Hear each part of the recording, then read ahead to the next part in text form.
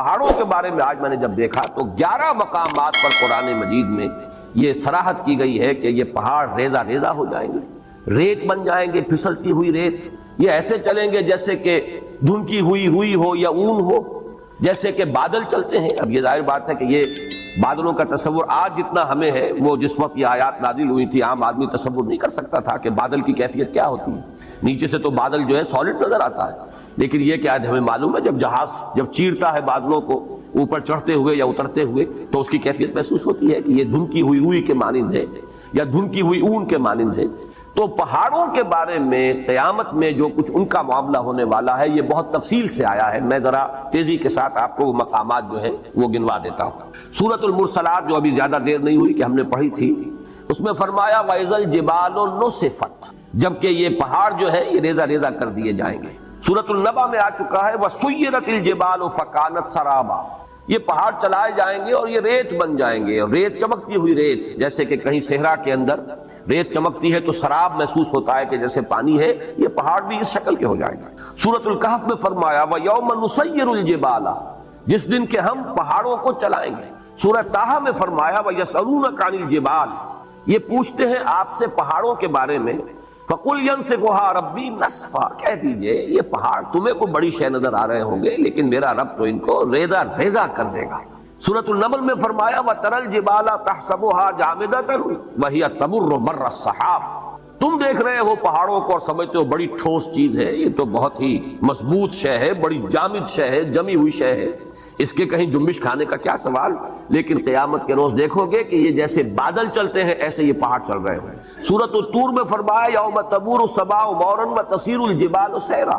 جس روز زمین کانپے گی، لرزے گی۔ یہ زلزلہ الساعہ جو ہے، زمین کا کانپنا اور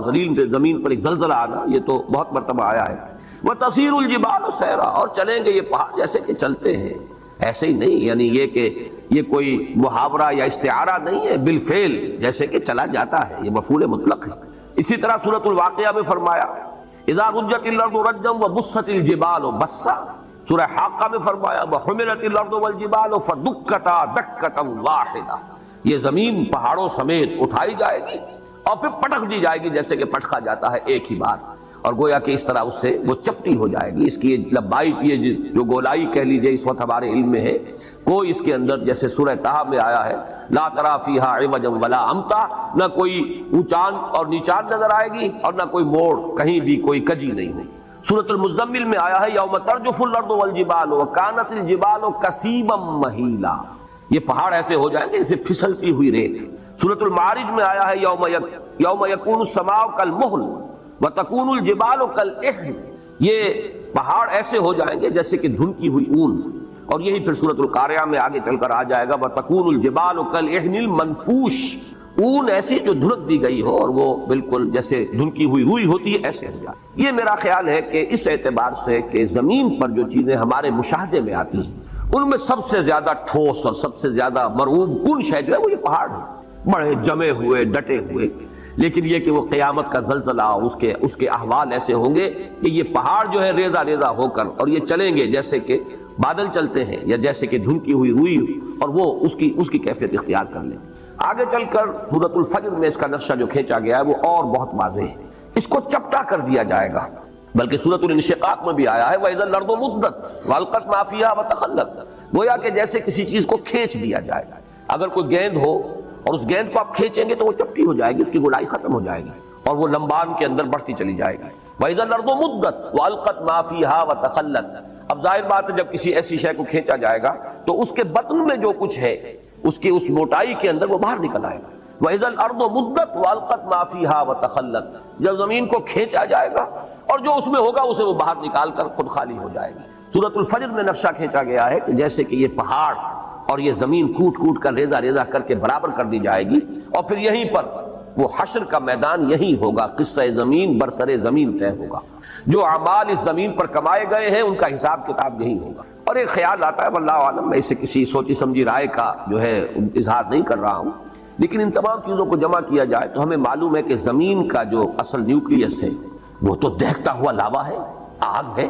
اگر اس کو چپٹا کیا گیا تو اس کا نتیجہ ایک نکلتا ہے جو صاف سمجھ میں آتا ہے کہ یہ دونوں طرف جو ہے زمین ہوگی اور درمیان کے اندر جو ہے وہ اس کا دہتا ہوا لاوا جو ہے وہ ظاہر ہو جائے گا۔ اور ہو سکتا ہے کہ زمین کی جہنم جو ہے در حقیقت انسان کے لیے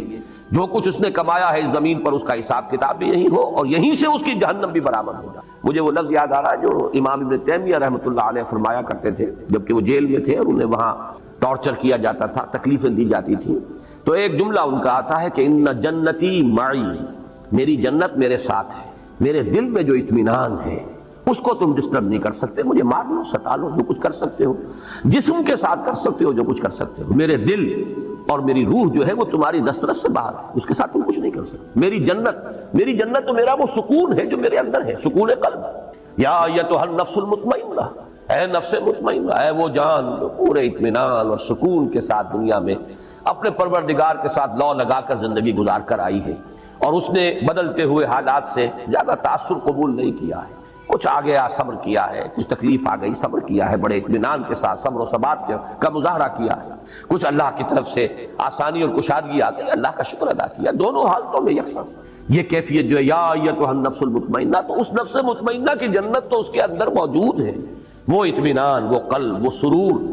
وہ کیفیت جو حاصل ہوتی ہے اللہ کے ساتھ انس اور محبت، یہ ہے اصل جنت کی جو انسان کے اندر ہے۔ ان جنتی معی، میری جنت میرے ساتھ موجود ہے۔ اسی طریقے سے خیال ہوتا ہے کہ وَإِذَا الْأَرْضُ مُدَّتْ وَأَلْقَتْ مَا فِيهَا وَتَخَلَّتْ اور وَدُكَّتِ الْأَرْضُ دَكًّا دَكًّا وَجَاءَ رَبُّكَ وَالْمَلَكُ صَفًّا صَفًّا وَجِيءَ يَوْمَئِذٍ بِجَهَنَّمَ۔ اب وہ جہنم بھی جو ہے اسی زمین کے شق ہونے سے اس کے اندر جو بھی کچھ ہے، جو آگ ہے اور جو لاوا ہے، وہی ہوگا کہ جو جہنم کی شکل اختیار کر لے، واللہ عالم۔ یہ صرف یہ کہ انتقال ذہنی جسے کہتے ہیں، اس کو کوئی تیقن کے ساتھ نہیں کہا جا سکتا ان باتوں کو، لیکن ان تمام چیزوں کو جب انسان سامنے پاتا ہے، اس پر غور کرتا ہے، تو معلوم ہوتا ہے کہ ان کے مابین ایک ربط و تعلق جو ہے منطقی اعتبار سے قائم ہوتا ہے۔ تو فرمایا وَإِذَا الْجِبَالُ سُيِّرَتْ، جبکہ یہ پہاڑ چلائے جائیں گے، وَإِذَا الْعِشَارُ عُطِّلَتْ، عشار جمع ہے عشرا کی، عشرا جو ہے اس اونٹنی کو کہتے ہیں جو گابن ہو، حاملہ ہو اور 10 مہینے اس کے حمل پر بیت چکے ہیں، گویا کہ وضع حمل قریب ہے۔ اب یہ چونکہ یہ صورتیں ابتدائی صورتیں ہیں اور ان کے پس منظر میں عرب کا خاص ماحول اور عرب کے احساسات،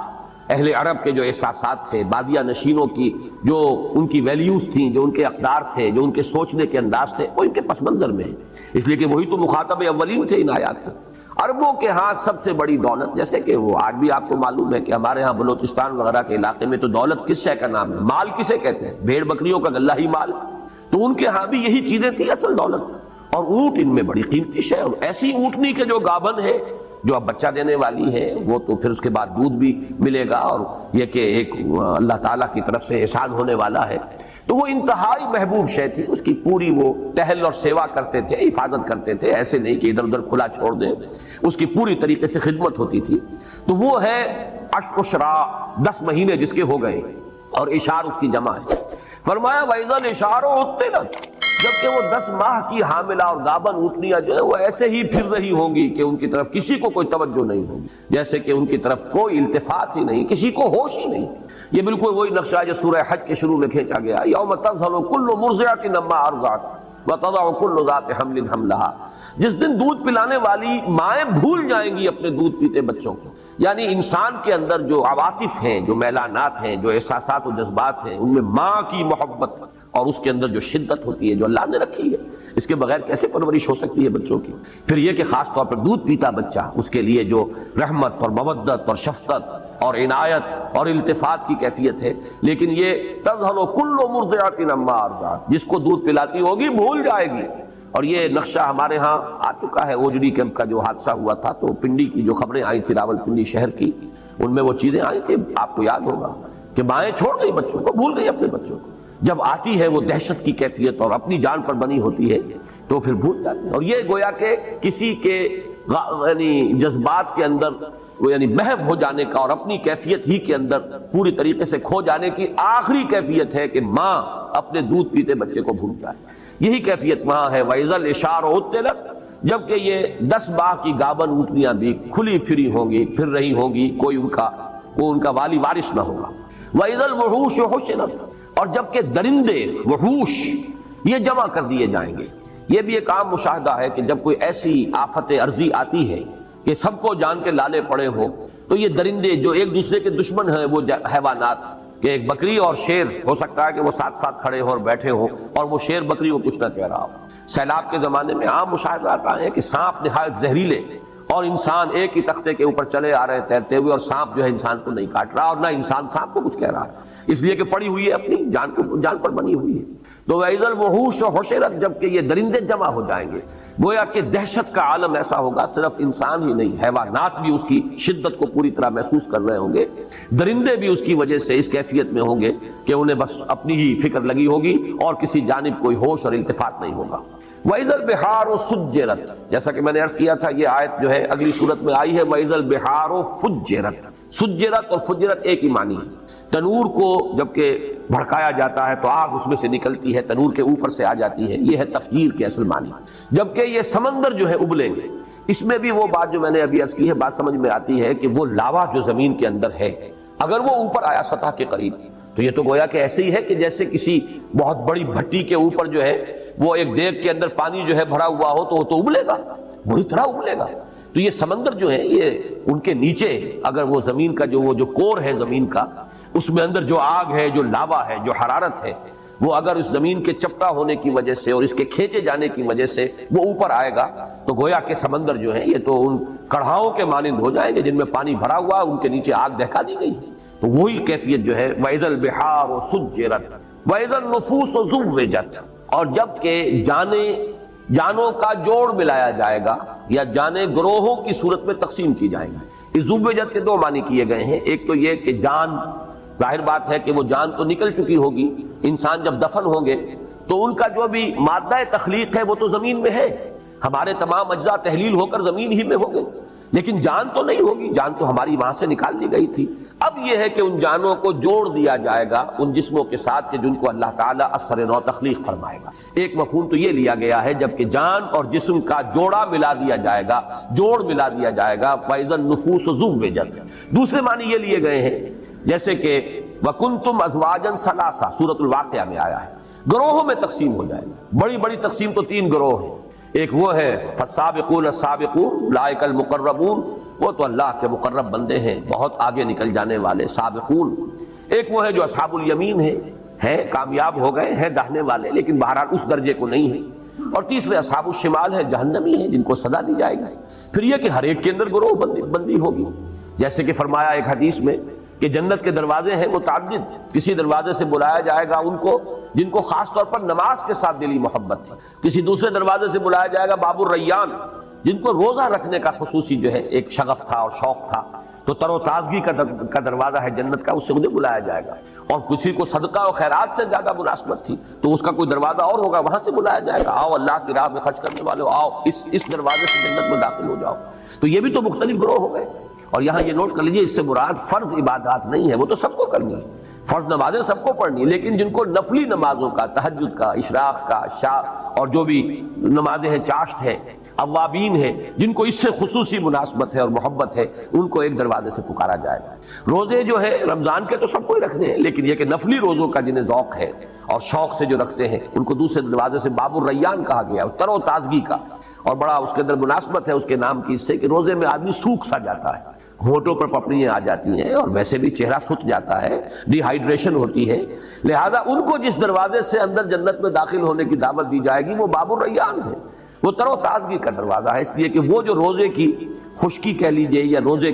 کا وہ جو سوکھ جانا ہے اور ڈی ہائیڈریشن ہے، گویا کہ اس کا جو اب یعنی بدل ملنے والا ہے وہ ہے تر و تازگی۔ تو یہ مختلف گروہوں کے اندر اہل جنت بھی منقسم ہوگی۔ پھر اہل جنت کے درجات ہیں، جیسے کہ حضور نے فرمایا کہ ادنا درجے کا جنتی اپنے سے اوپر کے درجے کے جنتی کو ایسے دیکھے گا جیسے تم زمین پر بیٹھ کے ستاروں کو دیکھتے ہو۔ تو اذن نفوس و زوجت کے دو معنی ہو گئے، ایک تو یہ کہ جانیں جسموں کے ساتھ جوڑ دی جائیں گی، جوڑے ملا دیے جائیں گے ہر جان کے ساتھ اس کے جسم کا۔ دوسرا یہ کہ گروہوں میں منقسم کر دیں گے، کنتم ازواجا ثلاثہ وَإِذَا الْمَوْءُودَةُ سُئِلَتْ بِأَيِّ ذَنبٍ قُتِلَتْ۔ اب یہاں سے بات چل رہی ہے آگے، گویا کہ اب میدان حشر ہے، عدالت خداوندی اب لگ گئی، اس میں جو محاسبے ہونے ہیں، جن گناہوں کے اوپر پکڑ ہونی ہے،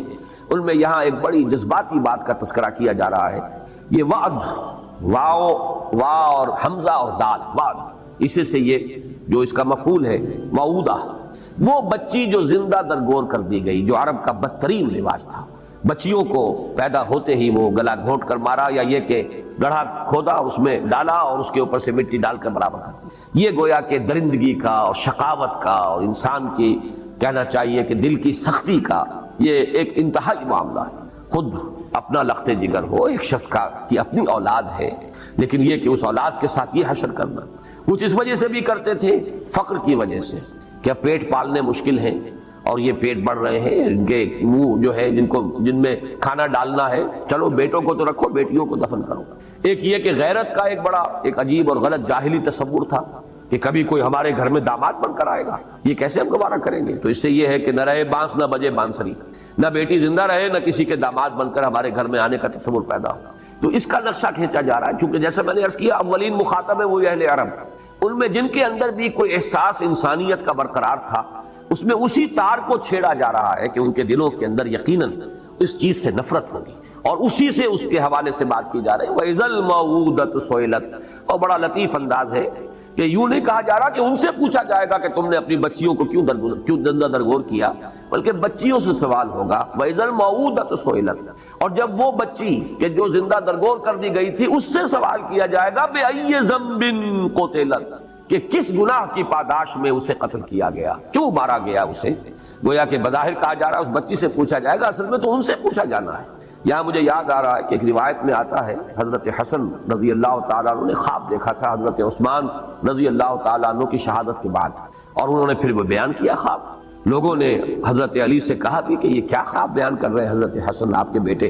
تو حضرت علی نے فرمایا اس نے جو دیکھا ہے وہ بیان کر رہا ہے، اور خواب یہ تھا کہ اللہ کی عدالت لگی ہوئی ہے، اللہ تعالیٰ عرش پر ہے، اور فرشتے جو ہیں وہ جو ہے اس تخت کے پائے تھامے کھڑے ہیں، خود محمد رسول اللہ صلی اللہ علیہ وسلم کھڑے ہیں، اور ان کے ساتھ حضرت ابو بکر ہیں، پھر حضرت عثمان، حضرت عمر ہیں۔ اتنے میں حضرت عثمان آتے ہیں خون میں نہائے ہوئے اور اپنا سر اپنے ہاتھ میں لیے ہوئے، اور وہ آ کر فریاد کریں پروردگار پوچھ ان لوگوں سے کہ انہوں نے مجھے کس جرم کی پاداش میں قتل کیا ہے، کس گناہ کی پاداش میں مجھے شہید کیا گیا ہے۔ تو مجھے وہ واقعہ یاد آ گیا، وَإِذَا الْمَوْءُودَةُ سُئِلَتْ بِأَيِّ ذَنبٍ قُتِلَتْ۔ اس خواب کا بقیہ حصہ یہ ہے کہ عرش الہی تھرایا، اور پھر اللہ تعالیٰ کے غضب کا ظہور اس طریقے سے ہوا کہ خون کے دو پرنالے زمین کی طرف جاری کر دیے گئے۔ اس کی تعبیر ہے جنگ جمل اور جنگ صفین۔ وہ حضرت عثمان رضی اللہ تعالیٰ عنہ کی شہادت مظلومانہ جو ہے، یہ اللہ تعالیٰ کی طرف سے گویا کہ اس کی سزا ہے جو مسلمانوں کو ملی، کہ پھر 10,000 ایک جنگ کے اندر اور شاید 74,000 ایک جنگ کے اندر مسلمان جو ہے قتل ہوئے ہیں ایک دوسرے کی تلواروں اور تیروں سے۔ تو یہ دو خون کے پرنالے تھے جو عرش الہی سے زمین کی طرف جو ہے جاری کر دیے گئے۔ وَإِذَا الْمَوْءُودَةُ سُئِلَتْ بِأَيِّ ذَنبٍ قُتِلَتْ، اور جب کہ پوچھا جائے گا اس بچی سے جو زندہ دفن کر دی گئی تھی کہ کس گناہ کی پاداش میں اسے قتل کیا گیا۔ وَإِذَا الصُّحُفُ نُشِرَتْ، اور جب کہ صحیفے کھول دیے جائیں گے، واضح کر دیے جائیں گے، اعمال نامے جس کا کہ نقشہ سورہ کہف میں جو کھینچا گیا ہے وہ تو ایسے ہے کہ جیسے کوئی ایک ہی اعمال نامہ ہے۔ ظاہر بات ہے کہ کوئی بہت بڑا کیبنٹ ہو جس میں ہر ایک کی فائل موجود ہو، یا آج ہمارا تصور جو ہے زیادہ قریب آ سکتا ہے کہ بہت بڑا کمپیوٹر ہے جس میں کہ صرف ایک بٹن دبانے کی دیر ہے کہ آپ کا فلم چل پڑے، اور آپ کی پوری زندگی کا ایک ایک حرف جو آپ کی زبان سے نکلا ہے اس کا جو اس کی ٹیپ شروع ہو جائے اور پورا کا پورا معاملہ۔ آج تو ہم یہ چیزیں بہت قریب ہو کر سمجھ سکتے ہیں کہ کوئی بعید نہیں رہی۔ یہ تو جو ٹیکنالوجی آج ہمارے پاس ہے اس کے حوالے سے وہ چیزیں کہ جو آج سے کوئی 1000 برس پہلے 1400 برس پہلے تو بڑے گہرے، یعنی سمجھیے ایمان بالغیب کی بڑی شدید گہرائی کی ضرورت تھی ان باتوں کو ماننے کی۔ جو وہ میں نے لفظ استعمال کیا جو سورہ بقرہ کے شروع میں، الذین یؤمنون بالغیب، تو غیب میں ایسی چیزوں کو کہ جن کے لیے کوئی انسان کے فہم کا ابھی آس پاس بھی جو ہے گزر نہ ہوا ہو، ان چیزوں کا انسان کے فہم میں، ان کو ماننے کے لیے تو ایمان بالغیب کی بڑی گہری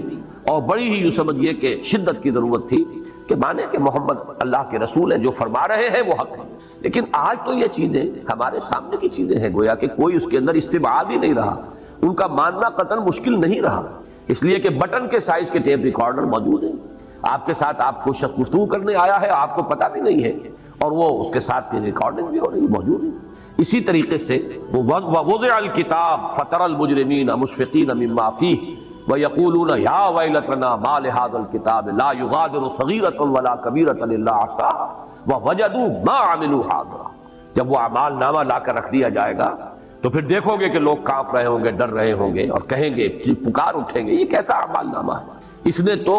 کسی چھوٹی سی چھوٹی مائنیوٹ ڈیٹیل کو بھی اومٹ نہیں کیا، بڑی چیزیں بھی چھوٹی بھی سب موجود ہیں، جو کیا ہوگا اپنے سامنے موجود پائیں گا۔ ولا یظلم ربک احدا، اور تیرا رب کسی پر ظلم نہیں کرے گا، ان کے اپنے کرتوت ہوں گے۔ آگے ہم چل رہے ہیں، وہ صورت بھی آ جائے گی کہ جس شخص نے ذرہ برابر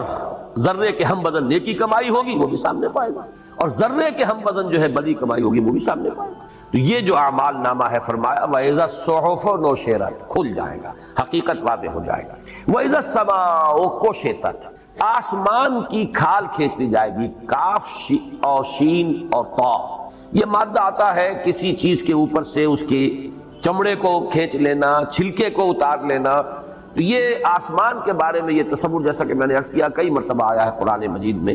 کہ جیسے کہ کوئی ایسی تبدیلی آئے گی کہ اس کے اندر سے سرخی پیدا ہو جائے گی، جیسے جانور کا جب کھال کھینچ لی جاتی ہے تو گوشت سرخ نظر آتا ہے، تو وردتن کا دہان کا لفظ آیا ہے سورہ رحمان میں، ایسے ہو جائے گا گلابی، جیسے کہ وہ تلچھٹ ہوتی ہے تانبے کی۔ تو یہ الفاظ آئے ہیں آسمان کے بارے میں۔ وَإِذَا السَّمَاءُ كُشِطَتْ وَإِذَا الْجَحِيمُ سُعِّرَتْ، اور جب جہنم کو خوب دہکایا جائے گا، جیسے بھٹی جو ہے وہ دہکائی جاتی ہے، دھوکی جاتی ہے، اس کی شدت جو ہے بڑھ جاتی ہے، ویسے تو جہنم میں پہلے ہی ہوگی، لیکن یہ کہ اس میں اور اس کے اندر ایک جوش و خروش کی کیفیت پیدا کی جائے گی۔ وَإِذَا الْجَنَّةُ أُزْلِفَتْ، ازلاف کے معنی کسی شے کو قریب لے آنا، ازلفت الجنت غیر بعید، وہ قریب لے آئی جائے گی اور کہیں دور نہیں ہوگی۔ تو یہ اگرچہ قریب ہوگی لیکن اور قریب آ جائے گی، آنکھوں کے سامنے آ جائے گی۔ اہل جنت جو ہے ان کے لیے گویا کہ تر و تازگی کا ایک پیغام۔ یہ سب ہے اس کا جو آخری بات جو میں عرض کر چکا ہوں، اس سب تمام فنومنا احوال قیامت۔ علمت نفس ما احضرت، جان لے گی ہر جان کہ کیا اس نے حاضر کیا ہے، کیا لے کر آیا ہے، کیا کمائی تھی، کیا اس کے اعمال تھے، کیا افعال تھے، زبان سے کیا کام لیا تھا، کیا اس سے کسی بھلائی کے پرچار کا کام لیا تھا یا اس سے برائیوں کے فروغ کا جو ہے اس کو ذریعہ بنا دیا تھا۔ ہر شے علمت نفس ما احضرت، یہاں آ کر فل سٹاپ لگ گیا ہے اس سورہ مبارکہ، لیکن در حقیقت یوں سمجھیے کہ اگلی سورت جو ہے اس میں یہ مضمون جو ہے گویا کہ اب پوری وسعت کے ساتھ سامنے آیا۔ وہاں یہ ہے کہ اذا سے جو آیات شروع ہوئی ہیں وہ 4، اذا السماء انفطرت واذا الكواكب انتصرت واذا البحار فجرت واذا القبور بعثرت علمت نفس ما قدمت واخرت۔ پھر یہ کہ نقشہ جو کھینچا گیا، تو گویا کہ یہ حصہ جو ہے اس سورہ مبارکہ کا نصف اول، اس کا مثنیٰ جو ہے وہ تو ہے سورۃ الانفطار۔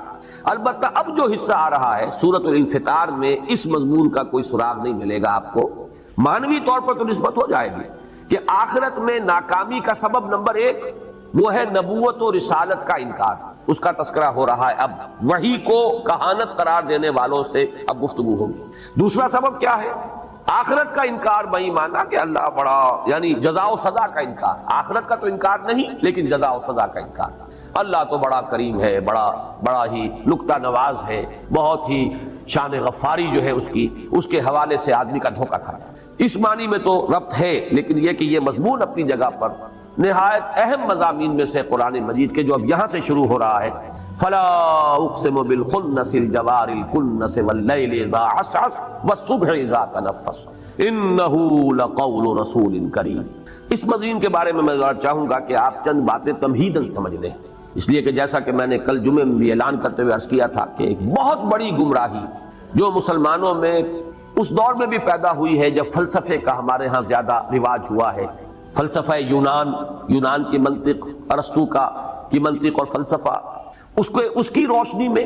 یا اس کی ترازو میں جب کچھ مسلمان فلسفیوں نے، ابن سینا اور فارابی اور کندی، ان لوگوں نے جب کہ دینی تصورات کو ان پیمانوں میں ڈھالنے کی کوشش کی ہے، تو جہاں اور بہت سے مسائل پیدا ہو گئے، جبر و قدر کا مسئلہ پیدا ہوا اور بہت سے مسائل پیدا ہوئے، انہی میں سے ایک مسئلہ تھا وحی کی حقیقت کا، جس میں بہت بڑی ٹھوکر کھائی ہے ان فلسفیوں نے بھی۔ اور پھر اس دور میں بھی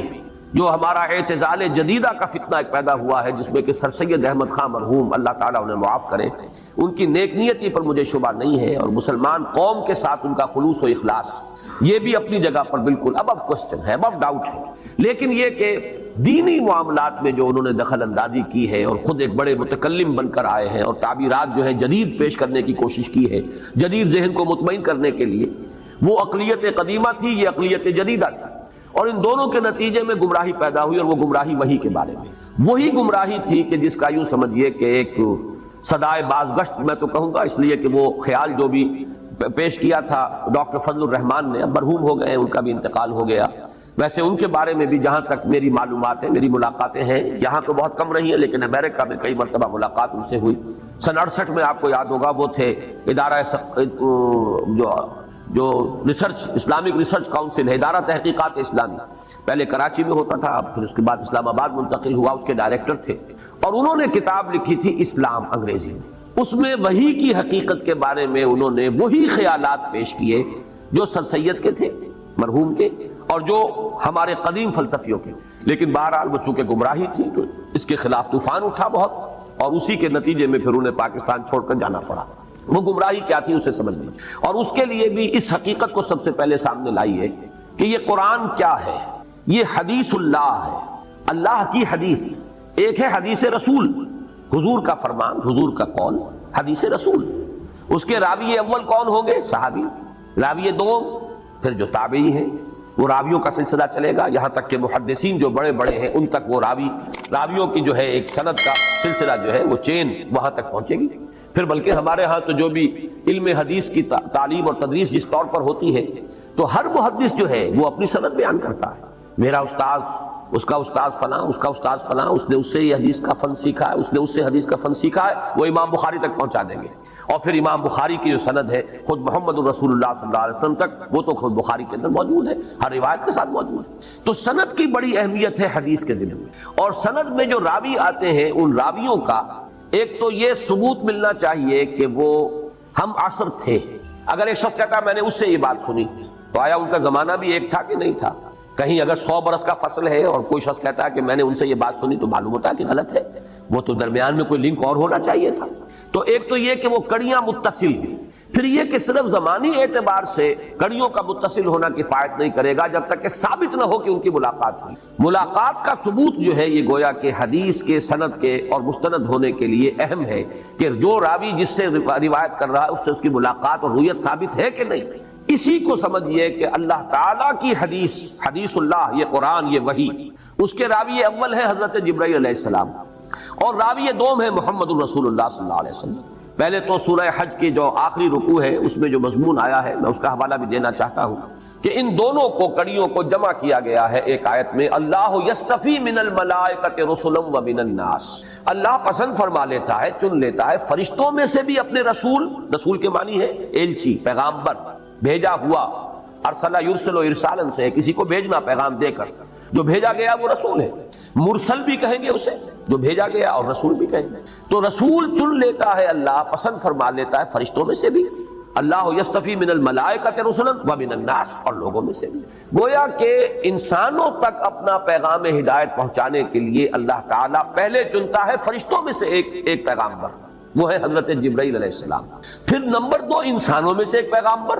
وہ مختلف رہے، کبھی نوح ہے، کبھی ہود ہے، کبھی عاد، کبھی حضرت صالح ہے، کبھی اور حضرت شعیب ہے، ابراہیم ہے، موسیٰ ہے، عیسیٰ ہے، یہاں تک کہ محمد الرسول اللہ ہے۔ تو یہ جو حدیث اللہ ہے قرآن مجید، اس کے راوی اول حضرت جبرائیل علیہ السلام، راوی دوم محمد الرسول اللہ صلی اللہ علیہ وسلم۔ حضور سے تو اب متصل ہے، سب کو معلوم ہے، حضور نے قرآن پڑھایا، صحابہ کو یاد کرا دیا، اس کا مذاکرہ کیا، 2 مرتبہ حضرت جبرائیل سے مذاکرہ ہوا ہے آخری رمضان میں محمد الرسول اللہ صلی اللہ علیہ وسلم کا، اور سینکڑوں بلکہ شاید ہزاروں کی تعداد میں جو ہے حفاظ تیار ہو چکے تھے، اس لیے کہ سینکڑوں تو شہید ہوئے ہیں جنگ یمامہ میں، ایک جنگ کے اندر۔ اس اعتبار سے اسی وقت پھر یہ ضرورت محسوس ہوئی کہ قرآن مجید کو ایک کتاب کی شکل میں بھی جمع کر لیا جائے، کہیں اگر حفاظ اسی طریقے سے شہید ہوتے رہے تو قرآن جو ہے کہیں گم نہ ہو جائے، ضائع نہ ہو جائے، لہذا اس کو مابین الدفتین، ایک کتاب کی شکل میں، یہ 2 گتوں کے مابین ایک کتاب کی صورت میں بھی جمع کیا جائے۔ حضور کے زمانے میں، حضور کے اپنے حیات طیبہ کے دوران مصحف جو ہے اس شکل میں موجود نہیں تھا۔ حضرت ابوبکر کے دور خلافت میں یہ مسئلہ پیش آیا، یہ سارے مسائل میں بیان کر چکا ہوں سورہ قیامہ کے درس کے ضمن میں، ان علینا جمعہ وقرآن، اس کا جمع کرنا، پڑھوانا ہمارے ذمہ ہے۔ اللہ نے وہ اپنی ذمہ داری پوری کی، لوگوں کے سینوں میں تو جمع ہو چکا تھا، سینہ محمدی صلی اللہ علیہ وسلم میں جمع تھا، پھر صحابہ کرام کے سینوں میں منتقل ہوا، جمع ہو گیا، لیکن کتابی شکل میں حضرت ابوبکر کے زمانے میں جمع ہو گیا۔ تو یہ جو قرآن مجید ہے اس کا آگے تو اب سلسلہ بالکل یوں سمجھیے متواتر ہے، اتنی شہادتیں ہیں، یہ وہی ٹیکسٹ ہے جو محمد الرسول اللہ صلی اللہ علیہ وسلم نے امت کو دیا کہ دشمن بھی مانتے ہیں، کوئی شک و شبے کی گنجائش نہیں، تسلیم کیا جاتا ہے دنیا میں کوئی کتاب اتنے پیور ٹیکسٹ کے ساتھ موجود نہیں ہے جتنی یہ قرآن مجید۔ مذہبی کتابوں میں تو کوئی بھی نہیں، باقی کوئی کتاب تورات کے بارے میں کوئی یہودی دعویٰ نہیں کر سکتا کہ یہ تحریف سے یہ خالی، یہ غلطیوں سے خالی، اس لیے کہ اصل تورات تو گم ہو گئی تھی حضرت مسیح علیہ السلام سے کوئی 600 برس قبل۔ نبوکدنضر نے جب حملہ کیا تھا بیبلونیا کے بادشاہ نے یروشلم پر، اور اینٹ سے اینٹ بجا دی تھی، اور 6 لاکھ یہودیوں کو قتل کیا تھا، 6 لاکھ کو قیدی بنا کر لے گیا تھا، ہیکل سلیمانی مسمار کر دیا تھا، اس کے بعد سے وہ اصل تورات دنیا میں نہیں ہے، اصل انجیل نہیں ہے، اس لیے کہ اصل انجیل یا عبرانی میں ہو سکتی تھی یا سریانی میں ہو سکتی تھی۔ حضرت مسیح علیہ السلام کی زبان آپ کے زمانے میں، آپ شام میں رہے، ساری زندگی جو بھی تھی وہیں آپ نے بتائی، زبان وہاں عبرانی تھی، اہل علم کی، سریانی تھی، کولوکیل لینگویج۔ تو اب انجیل ہو سکتی ہے ممکن طور پر یا عبرانی میں یا سریانی میں، اور نہ عبرانی کا کوئی نسخہ موجود ہے اور نہ سریانی کا موجود ہے، جو سب سے قدیم نسخہ ہے وہ بھی یونانی ترجمہ ہے، تو معلوم ہوا کہ اصل انجیل تو نہیں ہے۔ ہاں قرآن اصل موجود ہے جو محمد الرسول اللہ صلی اللہ علیہ وسلم نے امت کو دیا، لیکن یہ حضور نے امت کو دیا اس کے بعد سے تو تواتر ہے اور بلا شک و شبہ ہے۔ سوال یہ ہے کہ یہ جو پہلے 2 راوی ہیں ان کی ملاقات بھی ثابت ہے کہ نہیں، یہ ہے وہ اہم مسئلہ۔ اور یہ بات جان لیجئے، میں نے کئی مرتبہ یہ بات اصول کے طور پر بیان کی ہے کہ اہم مسائل قرآن مجید میں 2 جگہ ضرور آتے ہیں، کم سے کم 2 جگہ، ویسے تو یہ کہ بار بار بھی آئیں گے، کم سے کم 2 مرتبہ۔ اور نمبر 2 یہ کہ ترتیب ان میں اکثر جو ہے ریسیپروکل ہو جاتی، عکسی ہو جاتی ہے، ایک جگہ پر پہلے جو چیز آئی ہے دوسری جگہ پر وہ بعد میں آئے گی، پہلی جگہ پر جو چیز بعد میں آئی ہے دوسری جگہ پر وہ پہلے آ جائے گی، عکسی ترتیب عام طور پر۔ باقی یہ اصول اپنی جگہ پر ہے کہ 2 جگہ پر آپ کو اہم مضامین ملیں گے، اس حوالے سے نوٹ کر لیجئے۔ اور عجیب بات ہے، ترتیب کے علاوہ تعداد آیات 15 آیات ہیں سورہ نجم کی، 1 آیت سے لے کر اور 15ویں آیت تک، آیت نمبر 1 سے آیت نمبر 15 تک 15 ہی آیتیں ہیں یہ سورہ تکویر کی، آیت نمبر 15 سے لے کر آیت نمبر 29 تک، ان دونوں کا مضمون ایک ہے لیکن ترتیب آپ کو جدا ملے گی۔ مضمون کیا ہے؟ حضور کی رویت، جبرائیل علیہ السلام کی، ان کی اصل ملکی شکل میں رویت۔ دیکھیے اب میں آپ کو بتا دوں گمراہی کیا ہے۔ اہل عقل یا عقل پرست جن کو کہا جائے، اہل عقل تو اللہ تعالی ہم سب کو بنائے، سب عاقل ہوں اور عقل سے کام لیں، لیکن ایک لوگ ہوتے ہیں جو عقل پرست ہو جاتے ہیں، طے کر لیتے ہیں جو بات جو ہے ہمارے عقل کے لیے قابل قبول نہیں ہے وہ ہم نہیں مانیں گے۔ اس کو بھی نوٹ کیجئے، ایک ہے خلاف عقل، ایک ہے ورائے عقل۔ خلاف عقل شے کو تو ہم نہیں مانیں گے، لیکن ایک شے ہے ورائے عقل جو عقل کے دائرے سے دور ہے، عقل سے ماورا ہے، عقل سے آگے ہے۔ ظاہر بات ہے کہ عقل سے آگے اگر دین کی کوئی بات نہ ہو تو یؤمنون بالغیب کی ضرورت ہی نہیں۔ اللہ تعالیٰ کی ہستی، اس کے صفات کی مقدار، کیفیت و کمیت ہمارے عقل سے ماورا ہے۔ یہ مانتے ہیں اللہ، یہ جانتے ہیں اللہ ہر چیز کو دیکھتا ہے، کیسے دیکھتا ہے یہ ہمیں نہیں معلوم۔ اللہ کی آنکھ ایسی ہے، وہ بھی کسی روشنی کا محتاج ہے کہ اس کے حوالے سے دیکھے، معاذ اللہ ثم معاذ اللہ، بس یہ معلوم ہے وہ دیکھتا ہے، بصیر ہے، لیکن اس سے آگے کیسے دیکھتا ہے ہمیں نہیں معلوم، یہ ورائے عقل ہے۔ یہ ہمیں معلوم ہے اللہ سنتا ہے، کیسے سنتا ہے؟ کیا اس کے بھی کان ہیں؟ کیا اسے بھی ساؤنڈ ویوز کی ضرورت ہے؟ وہ جا کر کان کے پردے کو چھیڑے اور وہاں سے پھر جو ہے وہ معلومات دماغ کو نہیں لے گی؟ معاذ اللہ ثم معاذ اللہ، جسم اور جسمانیت سے پاک۔ لہذا ہمیں کچھ پتہ نہیں کہ اللہ کیسے دیکھتا ہے، اللہ کیسے سنتا ہے، ہم یہ جانتے ہیں اللہ سنتا ہے، اللہ دیکھتا ہے، سمیع اور بصیر۔ تو یہ چیز ہے ورائے عقل، خلاف عقل نہیں ہے۔ تو لوگ جو عقل گزیدہ ہو جاتے ہیں، عقل پرست، وہ ورائے عقل چیزوں کی بھی ایسی تعبیر کرنے کی کوشش کرتے ہیں کہ جو عقل کے لیے قابل قبول ہو جائے، عقل کے پیمانے کے اندر آ جائے۔ اس محدود پیمانے کے اندر ان لامحدود حقائق کو بھی اتارنے کی کوشش، اس میں ظاہر بات ہے کہ پھر ٹھوکریں کھائی جاتی ہیں۔ اہل فلسفہ کی گمراہی کیا ہے؟ اللہ کو تو وہ مان لیتے ہیں، اس لیے کہ یہ تو ماننا پڑتا ہے، کوئی نہ کوئی علت العلل تو ہے نا، آخر کہیں سے تو آغاز ہے نا، کسی ایک ہستی کو تو ماننا پڑے گا۔ اسے آپ کہیں ورلڈ اسپرٹ، روح کائنات، اسے آپ کہیں وجود مطلق، دی ایبسولوٹ بینگ، کچھ بھی کہیں، جو بھی نام دیں اسے کچھ نہ کچھ ماننا پڑے۔ لہذا اس کو تو ایک ہستی، اس کو ماننا، یہ تو عقل سے جو ہے یہ گویا کہ ان کے نزدیک یہ عقل کے خلاف نہیں، اس کو تو مان لیا جائے گا۔ لیکن یہ فرشتہ کس بلا کا نام ہے اور جن کس بلا کا نام ہے؟ یہ چیز ان کے ان محدود پیمانوں کے اندر ان کے ذہنوں میں یہ بات نہیں ہوتی، لہذا توجیہ کرنی پڑتی ہے۔ فرشتہ، بس فرشتہ تو اصل میں قوائے فطرت کا نام ہے، فورسز آف دی نیچر۔ اب ایک ہے ثقل، یہ بھی ایک گویا کہ فرشتہ ہے، بجلی گویا کہ ایک فرشتہ ہے، یہ گویا کہ قواعد طبعیہ جو ہے انہی کو فرشتہ کہہ دیا گیا، ورنہ فرشتے کی کوئی اپنی خارجی اس کا وجود، کوئی اس کا تشخص نہیں ہے کہ اس کا کوئی شخصی وجود ہو، نہیں، بلکہ قواعد طبعیہ، فورسز آف دی نیچر کو فرشتے کہہ دیا گیا۔ جن کیا ہے؟ اجی کوئی علیحدہ مخلوق نہیں ہے، یہ خامخواہ مولویوں نے اس کا ڈھکوسلا بنا دیا ہے۔ جن تو کہتے ہیں مشتعل مزاج انسان، اکھڑ، لڑ پڑنے والے، تھوڑی سی بات کے اوپر مشتعل ہو جانے والے، کیونکہ مشتعل ہو جاتے ہیں وہ، لہذا کہہ دیا گیا کہ وہ آگ سے بنائے گئے ہیں۔ جیسے کہ ہم کہتے ہیں وہ فلاں غصے میں آگ بگولا ہو گیا، اسے آگ تھوڑا ہی ہو جاتا ہے، وہ انسان ہی رہتا ہے۔ یہ صرف ایک استعارہ ہے کہ ہم نے کہا وہ غصے میں آگ بگولا ہو گیا، ایسے ہی استعارتاً کہہ دیا گیا ہے کہ جن جو ہے وہ آگ سے پیدا کیے گئے، ورنہ وہ بھی انسان ہیں، انسانوں ہی میں سے جو اکھڑ قسم کے اور جو مشتعل مزاج لوگ ہیں ان کو جن کہہ دیا گیا۔ یہ ہے تعبیرات جنہوں نے کہ ایک بہت بڑا مسئلہ کھڑا کر دیا۔ اگر فرشتے کا کوئی خارجی وجود نہیں ہے، کوئی پرسونیفائڈ ایگزسٹنس نہیں ہے، تو پھر یہ وہی کون لے کر آئے؟ اب آپ کو معلوم ہے کہ ایمانیات ثلاثہ میں سے توحید، ایمان باللہ، پھر ایمان بالرسالت، ایمان بالآخرہ یا معاد، تو ایمان بالرسالت کی ساری بنیاد وحی پر قائم ہے۔ وہی مانے تو نبی کا سوال ہوا نا، وہی کو تسلیم کرے تو رسالت اور نبوت اور کتاب کا تصور سامنے آیا۔ وہی کی حقیقت ہے کہ جو سب سے بڑا مسئلہ بن گیا۔ جب فرشتہ کسی شے کا نام نہیں ہے تو یہ کہاں سے، کون ہے جو لایا؟ یہ جبریل امین کون ہے؟ یہ روح القدس کون ہے؟ یہ ہے اصل میں وہ سوال جس کا جواب انہوں نے یہ دیا۔ اب یہ نوٹ کیجئے، یہ میری بات نہیں ہے، یہ ان کا جواب ہے کہ اصل میں وہی ایک فوارے کے مانند، چشمے کے مانند قلب نبی سے ہی ابھرتا ہے، اندر ہی سے ایک چیز نکلتی ہے، اس کا ایک کانٹیکٹ ہو جاتا ہے ذات باری تعالیٰ کے ساتھ براہ راست۔ کوئی فرشتہ بیچ میں نہیں ہے، بلکہ قلب نبی کا ایک براہ راست ربط ہو جاتا ہے اللہ کے ساتھ۔ عقل کہیے کہ جو عقل ان کے 9 افلاک اور عقول عشرہ کا ایک تصور ہے، یہ باتیں بڑی زیادہ تفصیل میں نہیں جان سکتا، تو وہ جو ہے 10ویں عقل، اس عقل کے ساتھ ایک کانٹیکٹ ہو جاتا ہے عقل نبی یا عقل رسول کا، اس سے اس کے قلب کے اندر ہی سے ایک فوارے کے مانند ابلتا ہے یہ چشمہ جس کا نام وحی ہے۔ لہذا یہ بھی کہا جا سکتا ہے کہ یہ کلام نبی کا اپنا کلام ہے، اور یہ بھی کہا جا سکتا ہے کہ یہ اللہ کا کلام ہے۔ یعنی دونوں امکانات فضل الرحمان نے بھی تسلیم کیے، دونوں امکانات سر سید احمد مرحوم نے بھی تسلیم کیے، لیکن بیچ میں سے نکالا جس کو ہے بیک بینی و دو گوش، کان پکڑ کر جسے نکال دیا، وہ حضرت جبرائیل ہے، معاذ اللہ ثم معاذ۔ سر سید کا تو شعر بھی ہے، جبریل امی قرآن پیغام نمی خواہم، ہما گفتار معشوق است قرآن کے مندارم۔ میں کسی ایسے قرآن کا طالب نہیں ہوں، خریدار نہیں ہوں کہ جو جبریل امی لے کر آئے ہوں پیغام۔ میرے پاس جو قرآن ہے وہ تو میرے معشوق کا کلام ہے۔ معشوق یہ لفظ جو ہے دو ذو معنیین ہے، اللہ کو کہہ لیجیے، میرے محبوب کا کلام ہے۔